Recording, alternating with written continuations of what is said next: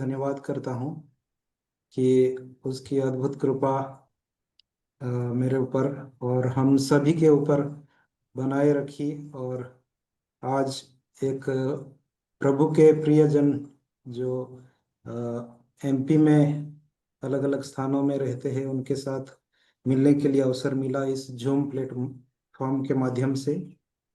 और मैं धन्यवाद करना चाहता हूँ खास करके कि मुझे मैथ्यू अंकल के द्वारा और जितने भी इस ग्रुप में संचालक हैं उनके माध्यम से जो अवसर दिया गया, इसके लिए मैं धन्यवाद करना चाहता हूँ।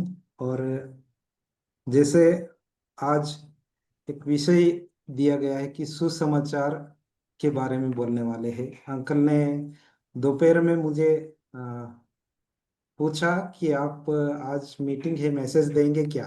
तो उस समय मैं तैयार नहीं था।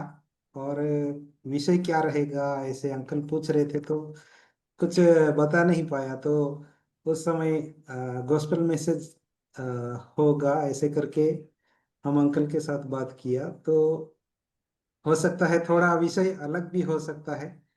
तो आप प्रभु ने जो आज दोपहर में मेरे साथ बात किया है उस विषय पर हम बात करेंगे। जैसे ही मैं दोपहर में खाना खा के रूम में आया, अंकल के साथ खाना खाया और रूम में आया तो बोतल में थोड़ा सा पानी था।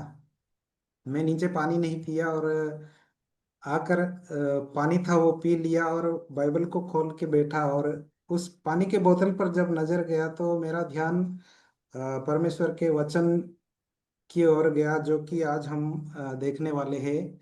यूहन्ना रचित सुसमाचार उसका दूसरा अध्याय, जहाँ पर अ, हम देखते हैं एक प्रभु यीशु मसीह का जो पहला सार्वजनिक चमत्कार था। तो उस विषय पर हम थोड़ा ध्यान देंगे। आइए मेरे साथ निकालिए यूहन्ना रचित सुसमाचार उसका दूसरा अध्याय, उसका 1 से लेके 11 तक कोई पढ़ देंगे। फिर उसने कहा, मैं तुमसे सच सच कहता हूँ कि तुम स्वर्ग को खुला हुआ और परमेश्वर के स्वर्गदूतों को ऊपर जाते हुए और मनुष्य के पुत्र को ऊपर उतरते देखोगे। फिर तीसरे दिन गलील काना में किसी का ब्याह था और यीशु की माता भी वहाँ थी। और यीशु और उसके चेले भी उस ब्याह में गए थे। जब दाखरस घट गया तो यीशु की माता ने उससे कहा कि उनके पास दाखरस नहीं रहा। यीशु ने उससे कहा, हे महिला, तो मुझे तुझसे क्या काम, अभी मेरा समय नहीं आया। उसकी माता ने सेवकों से कहा, जो कुछ वह तुमसे कहे वही करना।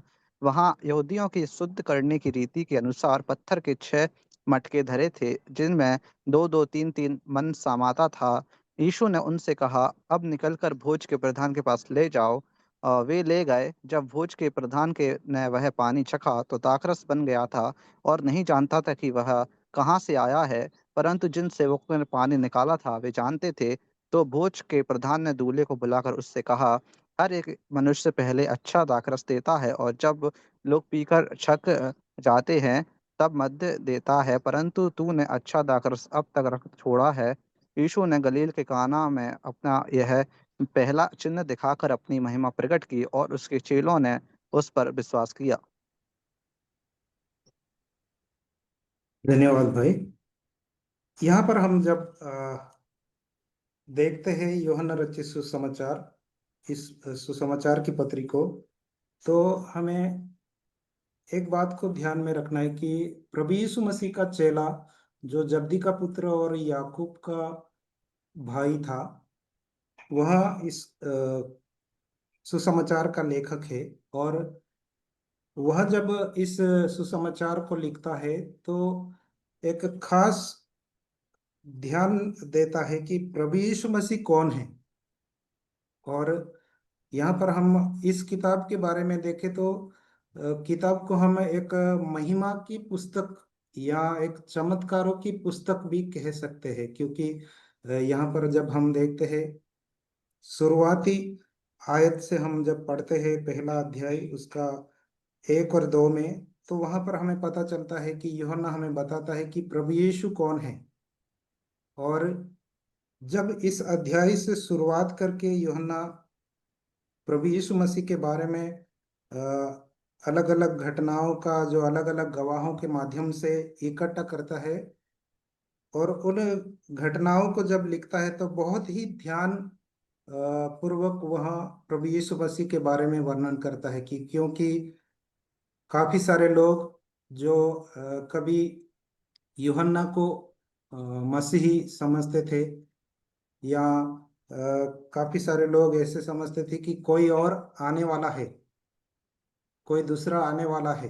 तो लोगों का जो अलग अलग मतभेद था, इसके लिए यहाँ पर प्रभु यीशु मसीह कौन है, इस बात को समझाने के लिए यूहन्ना एक बहुत ही अद्भुत रीति से इस सुसमाचार को लिखते हैं। और इसी अ, पहला अध्याय में जो पहले दिन का बात है प्रभु यीशु मसीह के बपतिस्मा के बारे में, और फिर प्रभु यीशु मसीह दूसरे दिन वो चेलों को चेलों को बुलाते हैं, उसके बारे में हम देखते हैं। उसमें भी अगर हम ध्यान से पढ़ा, अगर आप समय मिले तो पढ़िएगा कि जब पहला अध्याय 35 आयत से हम नीचे देखते हैं, तो उसमें खास जो चेलों को चुनते हैं उनके बारे में भी हमें कुछ खास बातें देखने के लिए मिलता है, कि जो अंद्रियास है वो एक मसीह का इंतजार करने वाला व्यक्ति था। जैसे ही यूहन्ना ने यीशु मसीह को दिखाया कि यह एक परमेश्वर का मेमना है, और वह तुरंत उसी दिन से प्रभु यीशु मसीह के पीछे हो लिया। और जब हम आगे देखते हैं, फिलिपुस के बारे में देखते हैं कि वह परमेश्वर के नियम शास्त्र को या व्यवस्था को अच्छे से, बहुत अच्छे से जानने वाला था, और वो भी एक मसीह का इंतजार कर रहा था। और जैसे ही अंद्रियास ने उसके बारे में, मसीह के बारे में बताया, वो भी उस प्रभु यीशु मसीह के पीछे हो लिया। उसके माध्यम से नतनियल को देखते हैं, नतनियल जिसके बारे में प्रभु यीशु कहता है कि वह एक सच्चा इस्राएली है जिसमें कोई कपट नहीं है। तो जब हम देखते हैं प्रभु यीशु मसीह के बारे में, जब देखते हैं वो चेलों को किस तरह से बुलाता है, और जब सेवकाई की शुरुआत करता है, तो पहला चमत्कार जो हम देखते हैं प्रभु यीशु मसीह का, कि किसी का विवाह था काना गांव में। और वहां पर हम खास करके ध्यान देंगे छठवां आयत, जिसमें लिखा है, वहां यहूदियों के शुद्ध करने की रीति के अनुसार पत्थर के 6 मटके धरे थे, जिसमें दो दो, तीन तीन मन समाता था। और यहाँ पर हम खास करके इस बात को ध्यान देंगे, या हमारे ध्यान को इस पत्थर के जो मटके हैं इनकी ओर ले जाएंगे। और हम देखते हैं कि जब शादी हो रही थी, शादी में जब लोगों को बुलाया गया है, और शादी में वो एक आनंद का उत्सव है, वो शादी चल रही है, और जैसे ही दाखरस खत्म हो गया, लोगों ने पीकर खत्म कर दिया, उस समय हम देखते हैं कि जो घटना होती है, कि जब प्रभु यीशु मसीह को कहा जाता है कि दाखरस, उसकी माता को कहा जाता है कि दाखरस खत्म हो गया, और वह अपने प्रभु यीशु मसीह को उस बात को बताती है। और वहां से हम आगे देखते हैं कि प्रभु यीशु मसीह ने जो, कि हम यूहन्ना के शुरुआत से हम देखते हैं, जैसे मैंने कहा कि प्रभु यीशु मसीह एक साधारण व्यक्ति नहीं थे। वह स्वयं परमेश्वर था, जो मनुष्य के रूप में, या मनुष्य जिस तरह से जन्म लेता है उसी तरह से वो परमेश्वर देह धारण करके इस पृथ्वी पर आया। और वह अब एक अद्भुत काम करने जा रहा है, जो कि एक उसने चाहा कि एक बड़ा बदलाव लाए। जब हम इस आयत में देखते हैं, प्रभु यीशु वहां देखते हैं कि यहूदियों के शुद्ध करने की रीति के अनुसार वहां पत्थर के 6 मटके रखे हुए थे। और पत्थर के ही मटके रखे हुए, पत्थर के मटके के बारे में अगर यहूदियों के नियम के बारे में, या उनका जो विधि नियम है उसके हिसाब से देखें, तो पत्थर का मटका का महत्व ये है कि मिट्टी मिट्टी का मटका रहा तो अगर वो अशुद्ध हो गया या कुछ हुआ, तो वो उसको तोड़ दिया करते थे। लेकिन यहाँ पर उनके नियम के अनुसार अगर पत्थर का है तो उसको केवल धोकर ही फिर से यूज में ला सकते थे, फिर से उपयोग कर सकते थे। तो यहाँ पर हम देखते हैं कि यहाँ जो पत्थर के 6 मटके रखे हुए थे, जो रखे हुए थे, इसका मतलब अभी उनका कोई उपयोग नहीं हो रहा था और खाली पड़े हुए थे। और इनका उपयोग के बारे में भी हम देखा जाए तो ये केवल जो उसमें पानी रखा जाता था ताकि हाथ पैर धोए जाए, या अ, जो बर्तन है उनको साफ किया जाए। जैसे मत्ती उसका 23 अध्याय 27 से 28 आयत में हम देखते हैं कि वो एक प्रभु यीशु मसीह उन फरीसियों को और व्यवस्था के शिक्षकों को जब वहां पर वो बात बताते हैं, जैसे हम पढ़ते हैं मत्ती उसका 23 का 27 से 28 में कि धिक्कार है तुम पर, तुम पाखंडी फरीसियों, व्यवस्था विधि के शिक्षकों, तुम कब्रों के समान हो, जो बाहर से तो सजाई संवारी जाती है परंतु भीतर मरे हुए व्यक्ति की हड्डियां तथा सब प्रकार की गंदगी भरी होती है। तुम तुम भी बाहर से तो मनुष्यों को धर्मी दिखाई देते हो, किंतु तुम्हारे अंदर कपट तथा अधर्म भरा हुआ है। जब हम इस बात को देखते हैं तो एक जो मटका, एक अभी जो खाली पड़ा हुआ है, एक खाली रखा हुआ है जिसका कोई उपयोग नहीं हो रहा है, वो अलग कर दिया गया है। उस काम में जो लाया जाता था उस काम से अलग कर दिया गया है। तो ये एक आत्मिक रूप से हम अगर देखें तो जैसे इफिसियों का 2 अध्याय उसका 11वां आयत से 22 वचनों के अंदर जब हम देखते हैं, हम देखेंगे इफिसियों उसका 2 अध्याय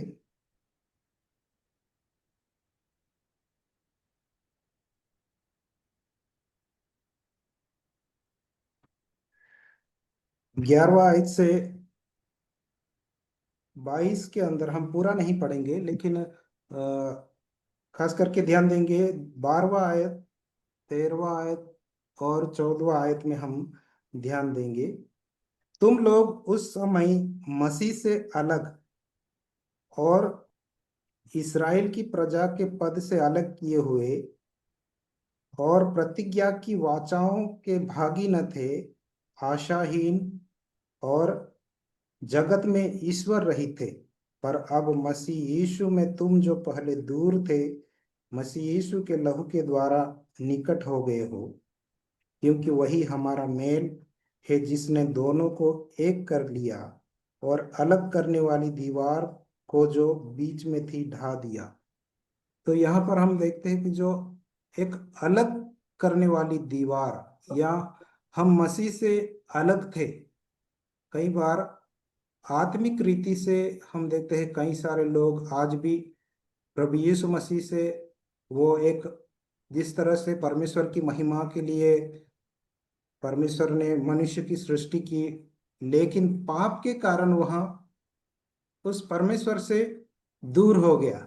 जैसे हम पढ़ते हैं 12वां आयत में मसीह से अलग, और हम कुछ भागी न थे, उसका कोई हिस्सा हमारा उस परमेश्वर के साथ नहीं था, आशाहीन थे।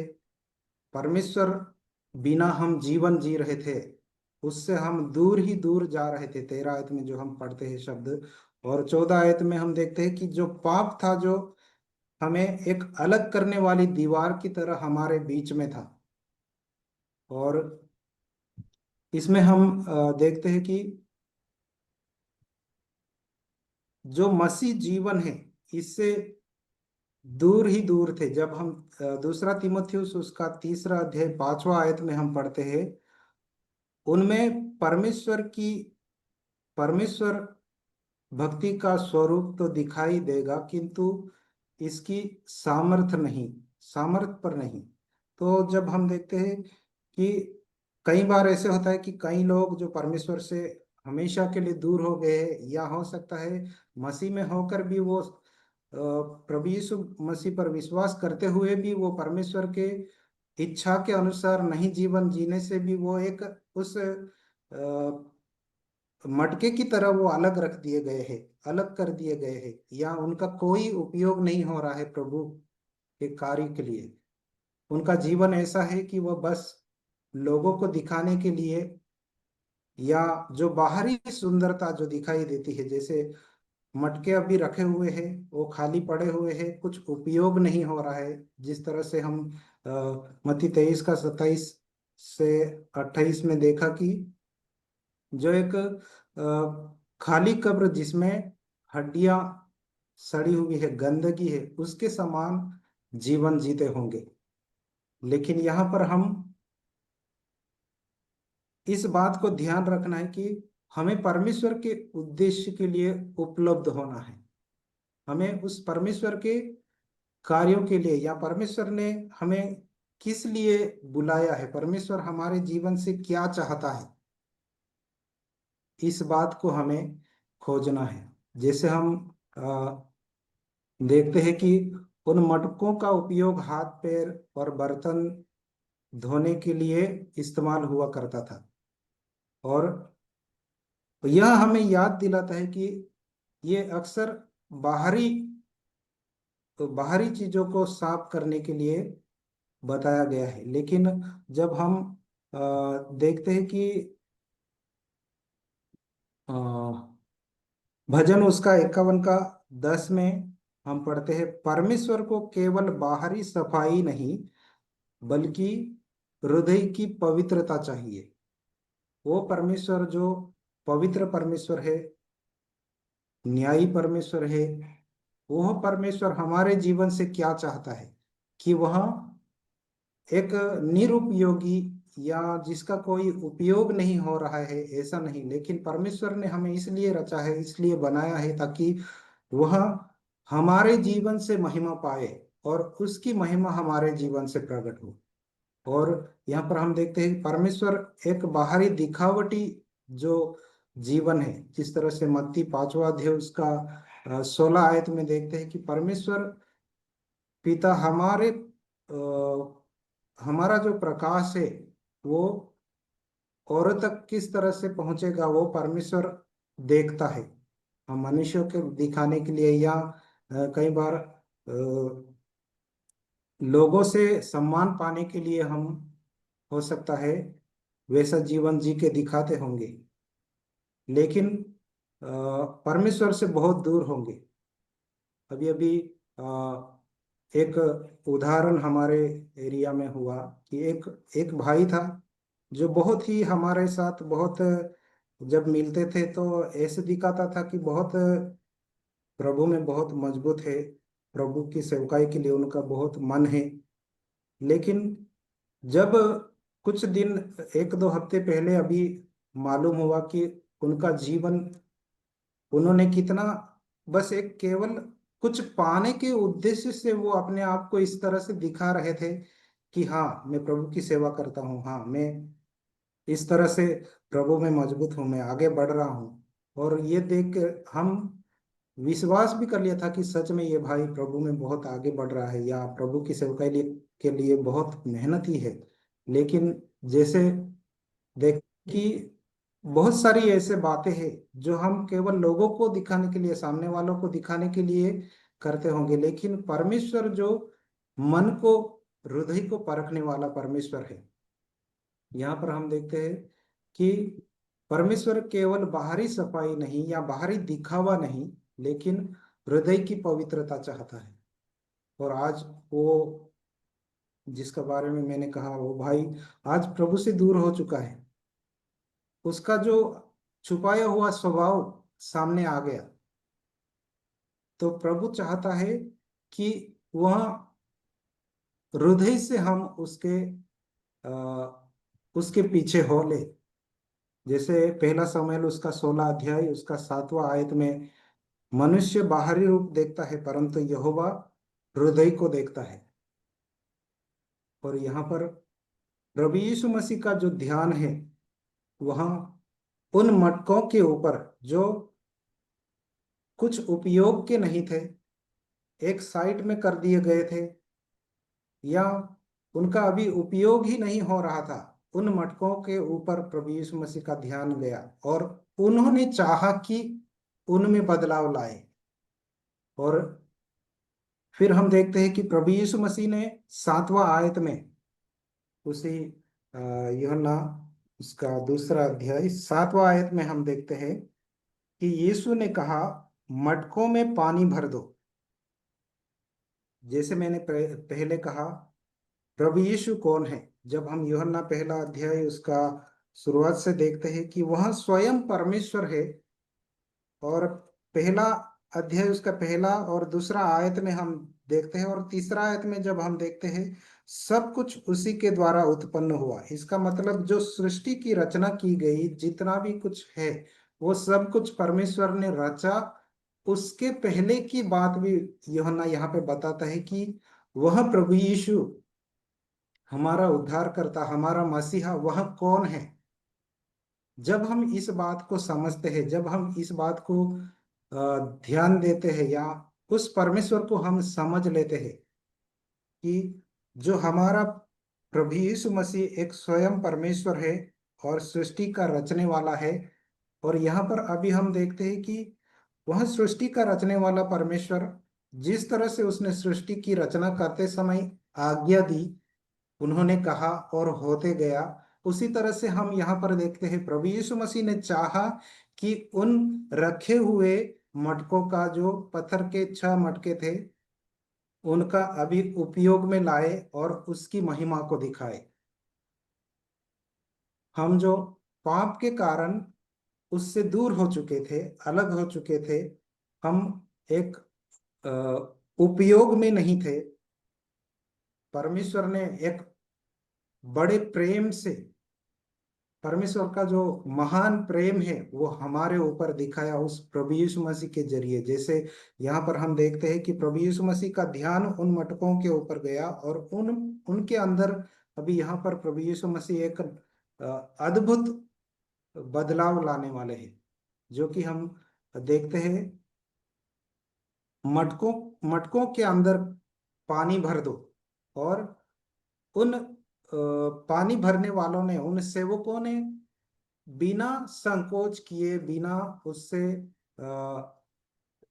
कुछ पूछे, उन्होंने उन मटकों को पूरा मुंहामुंह भर दिया। और यहाँ पर हम देखते हैं कि हमारा जो खालीपन है, यहाँ पर आज्ञाकारिता, आज्ञाकारिता को भी देखते हैं उन पानी भरने वालों को। आज्ञाकारिता हमारे जीवन में एक बहुत महत्वपूर्ण और एक परमेश्वर का अनुभव, परमेश्वर के कार्य का अनुभव करने के लिए, परमेश्वर का कार्य हमारे जीवन में होने के लिए, ये आज्ञाकारिता एक बहुत महत्वपूर्ण बात है। जो कि आज्ञाकारी हम रहे तो बाकी परमेश्वर वो अद्भुत काम करता है। और जिस तरह से हम यहाँ पर देखते हैं कि जो मटके खाली थे, जो हमारा जीवन का जो खालीपन है, अगर हम उसको प्रभु यीशु मसीह को, उस प्रभु को हम सौंपते हैं, तो उसमें बदलाव लाने वाला परमेश्वर वो है, जो शून्य शून्यता से, जो कुछ भी नहीं है उसमें से वो उत्पन्न करने वाला परमेश्वर है, उसमें एक बदलाव लाने वाला परमेश्वर है।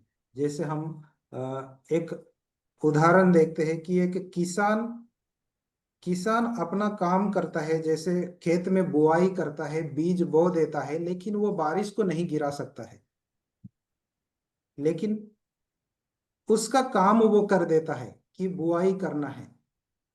और उसी तरह से हमारा काम है कि हम परमेश्वर की आज्ञा का पालन करें और परमेश्वर के अधीनता में रहे, परमेश्वर की सुने और उसकी सुनकर हम उसको पालन करें।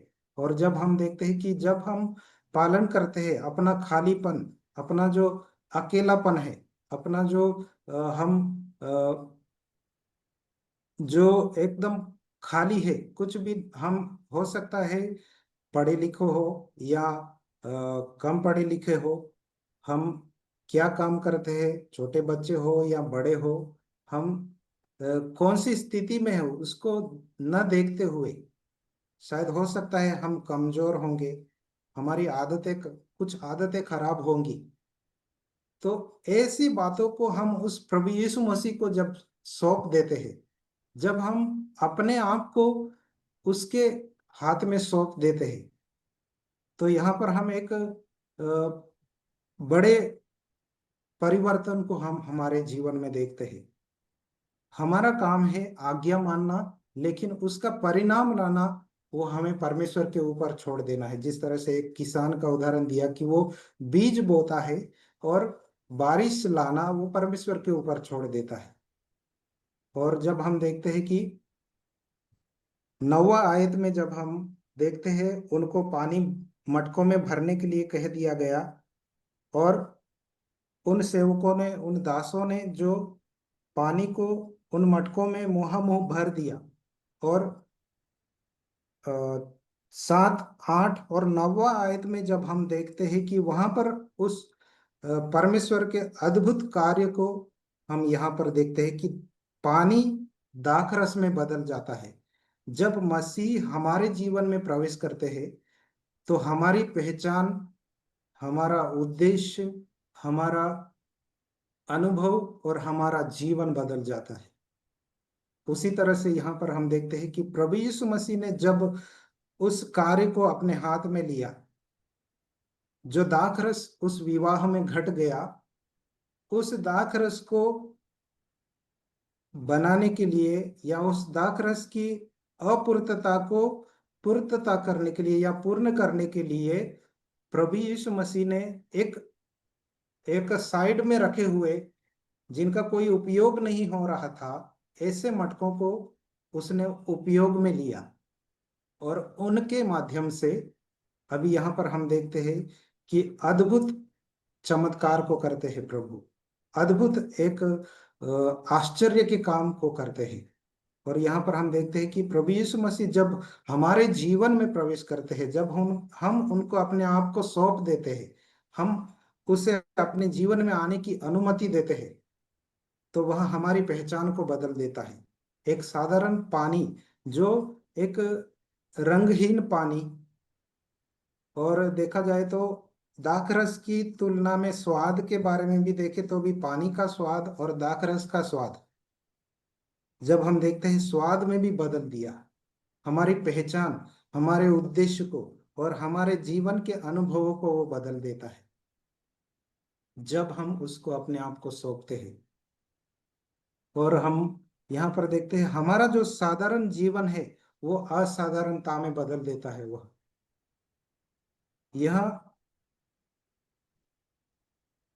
प्रभु यीशु मसीह, जब हम देखते हैं कि जब वह बदलाव लाता है, हम देखा कि जो मटकों में पानी भर के जिनका उपयोग किया जा रहा था पहले, वो केवल जैसे देखा कि बाहरी चीजों को, हाथ पैर को साफ करने के लिए या बर्तनों को साफ करने के लिए उपयोग में लाया जाता था। उनके रीति रिवाज के अनुसार वो एक शुद्धता के लिए, परमेश्वर की आराधना करने के लिए हो, या उनका घर में जब भी बाहर जाते हैं, अंदर आते हैं, उस समय उसका हाथ पैर साफ करने के लिए इस्तेमाल, नहाने के लिए इस्तेमाल किया जा रहा है। लेकिन यहाँ पर हम देखते हैं वो बाहरी चीजों को साफ करने के लिए उपयोग हो रहा था। लेकिन यहाँ पर जब हम देखते हैं, जब प्रभु काम करता है,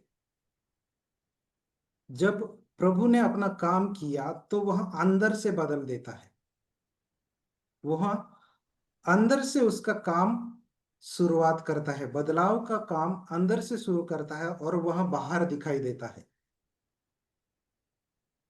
हो सकता है बाहरी धार्मिकता, जो हम जैसे एक व्यक्ति का उदाहरण दिया था कि वो एक दिखा रहा था धार्मिक हूं मैं, परमेश्वर की सेवा करने के लिए बहुत इच्छुक है, बहुत, वो एक बहुत कुछ दिखा रहा था, वो एक बाहर से दिखा रहा था, लेकिन अंदर उनका कुछ और चल रहा था। लेकिन यहाँ पर हम देखते हैं जब हम अपने खालीपन को, अपना जो कमजोरियों को, अपने जो हम योग्यता या अयोग्यता, हम जो अयोग्य है, हम किस स्थिति में हैं, हमारी कमजोरियों को उस परमेश्वर के हाथ में सौंप देंगे, हमारे जीवन को हम उस परमेश्वर के हाथ में सौंप देंगे, वो हमारे अंदर से बदलाव को लाएगा और वो अंदर का बदलाव बाहर दिखाई देगा।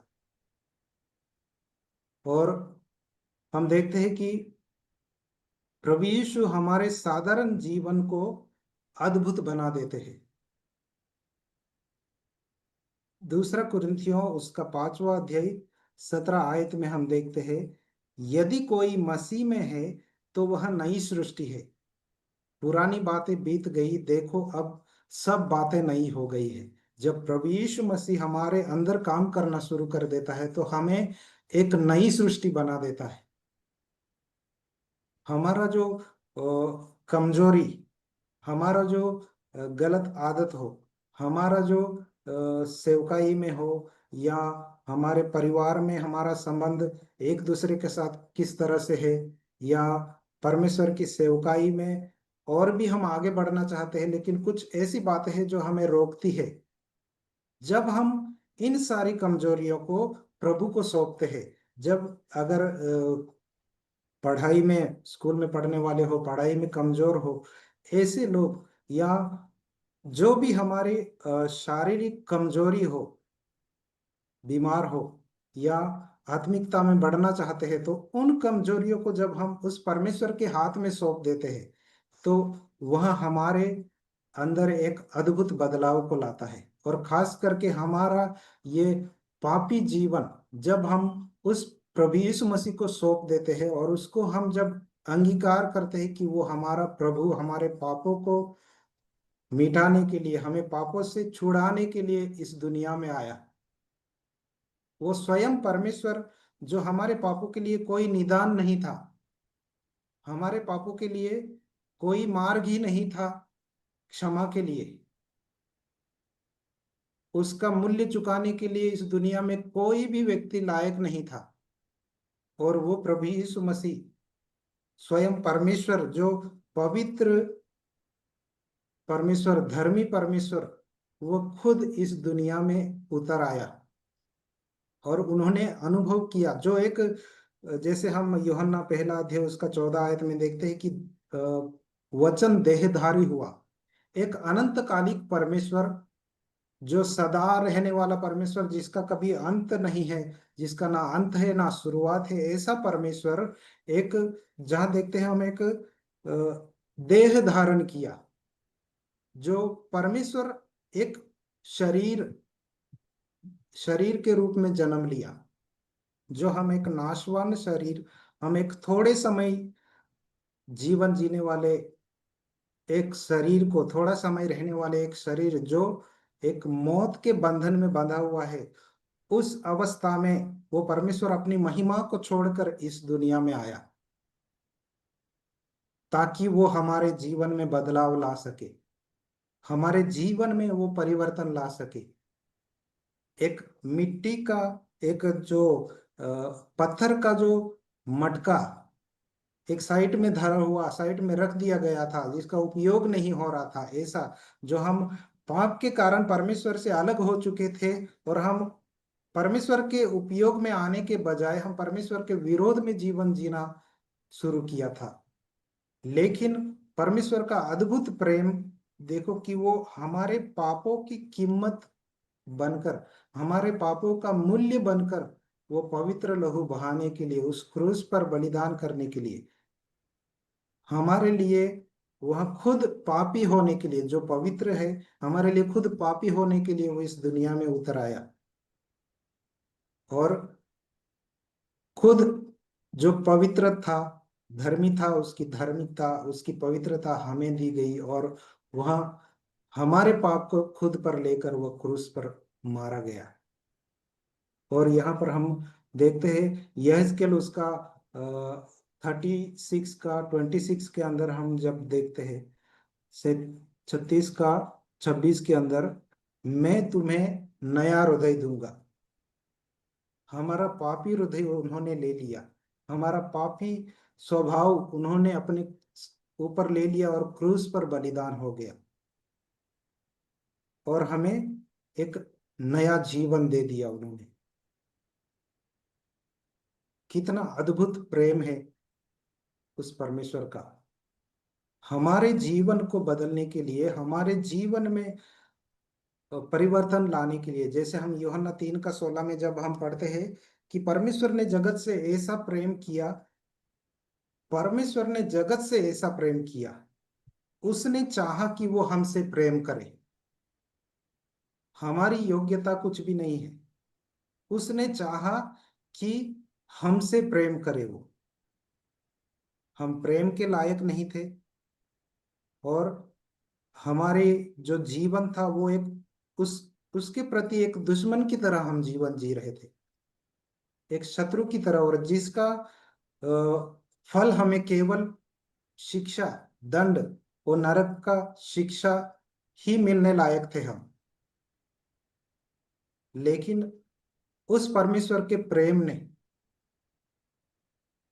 हमें किस तरह से बचाने के लिए योजना बनाई। जब हम फिलिपियों उसका 2 अध्याय में जब हम देखते हैं, वहां पर हम उस परमेश्वर ने अपने आप को कितना छोटा किया, जो एक महिमामय परमेश्वर जिसकी महिमा का हम वर्णन नहीं कर सकते, ऐसा अद्भुत परमेश्वर।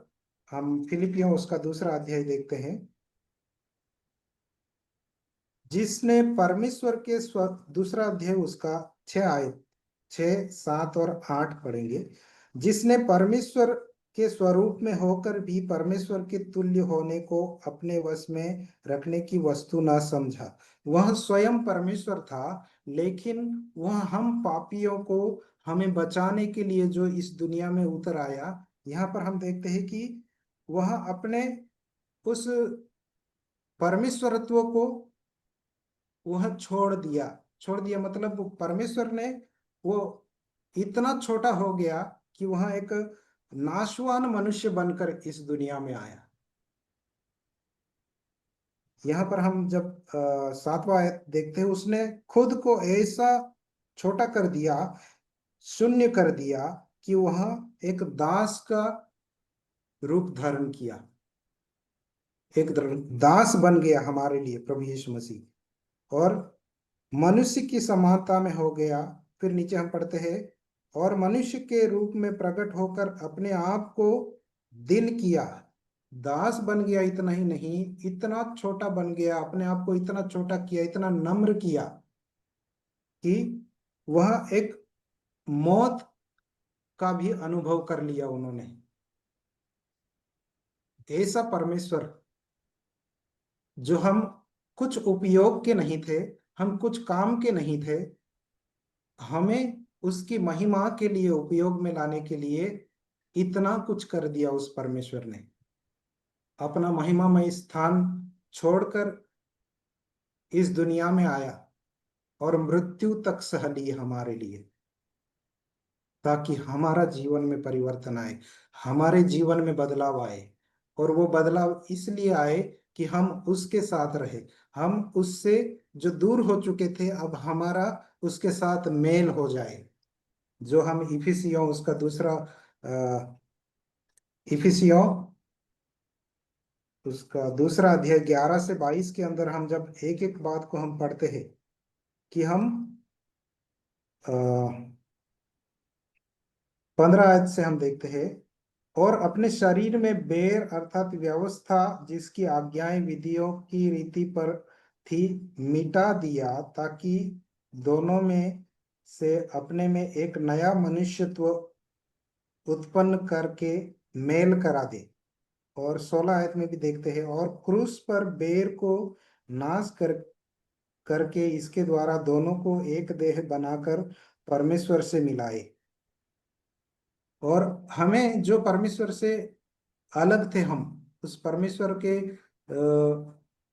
इच्छा या परमेश्वर की योजना हमारे जीवन में नहीं थी, हम उससे अलग थे। और उन बातों को परमेश्वर के साथ मेल कराने के लिए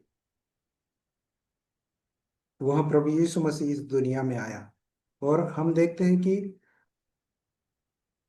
उस परमेश्वर ने हमें बचाने के लिए इस दुनिया में आकर खुद को उस कलवरी के क्रूस पर बलिदान किया, अपने आप को। और यहाँ पर हम देखते हैं कि जो बलिदान किया है इसके लिए हमें हमारे जीवन को उन मटकों के समान जो खाली थे, अलग कर दिए गए थे, उनको उस परमेश्वर को हमें सौंप देना है।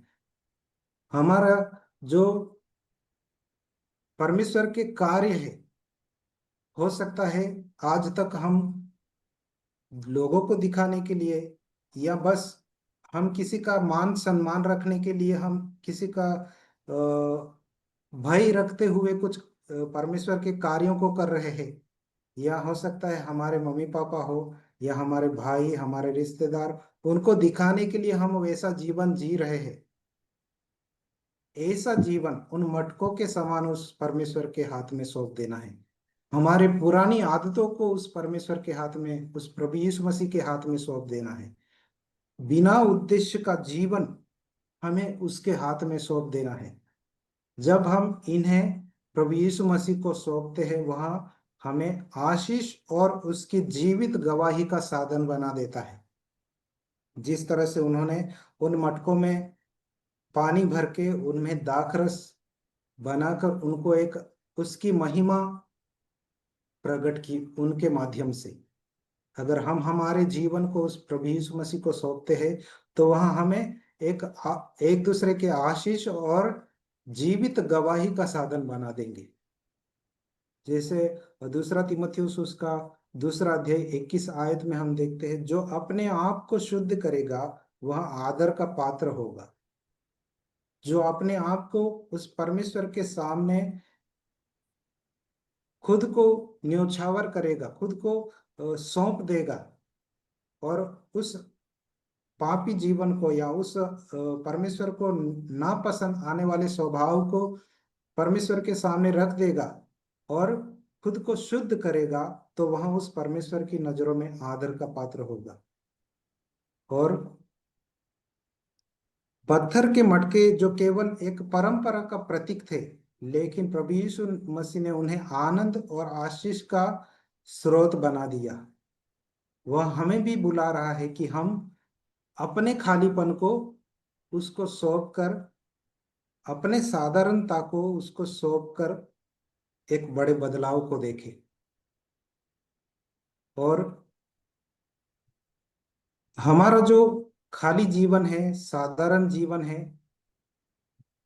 उसमें परमेश्वर का प्रेम, परमेश्वर का अनुग्रह और उसके उद्देश्य को हम पाए और उसके उपयोगी पात्र बन जाए। जिस तरह से उन्होंने उसकी महिमा के लिए एक उपयोगी पात्र बनाया उस पत्थर के मटकों को, आइए हम भी अपने जीवन को हम उस परमेश्वर के हाथों में सौंपे, उस प्रभु यीशु मसीह के हाथों में सौंपे, ताकि वो हमारे जीवन में एक अद्भुत बदलाव को लाए। जिस तरह से हम यूहन्ना उसका दूसरा अध्याय 11 आयत में हम पढ़ते हैं कि यीशु ने गालील के काना में यहाँ अपना पहला चिन्ह दिखाकर अपनी महिमा प्रकट की और उसके चेलों ने उस पर विश्वास किया। हम अपने आप को सौंप दे उसे, ताकि वह अपनी महिमा हमारे जीवन से प्रकट करे और वो महिमा औरों के विश्वास का कारण बने। तो आइए हम सभी अपने जीवनों को, शायद हो सकता है कुछ एरिया में हमारे जीवन में हम कमजोर हो प्रभु की सेवकाई में, फिर से हम अपने आप को नया करें। आए हम कुछ आदतें ऐसी हो जो हमारे जीवन में हमें एक प्रभु के कार्यों से अलग रखती हो, प्रभु में बढ़ने से अलग रखती हो, उन कार्यों को हम उस प्रभु को सौंपे, ताकि हमारे जीवन में प्रभु यीशु मसीह, वो प्रभु, एक नया परिवर्तन लाए। उन खाली मटकों के समान अपने आप को उस प्रभु के सामने खाली कर दे। आइए हम अपनी आंखों को बंद करेंगे और उस परमेश्वर को अपने आप को सौंपेंगे। प्रभु जी, हम धन्यवाद करते हैं आपके अद्भुत वचन के लिए। जिस तरह से आपने उस विवाह के समय उन खाली मटकों में पानी को दाखरस में बदल दिया। प्रभु, हम चाहते हैं कि आप हमारे जीवन में एक बड़े बदलाव को लाए।